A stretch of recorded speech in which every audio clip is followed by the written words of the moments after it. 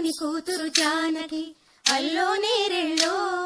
జాజుల సోదరి జానకి అల్లో నేరెళ్ళో, మిథిలా నగరిని జానకి అల్లో నేరెళ్ళో,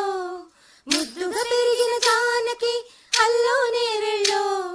అందాల రాముని పరిణయమాడి అయోధ్య చేరును జానకి అల్లోనే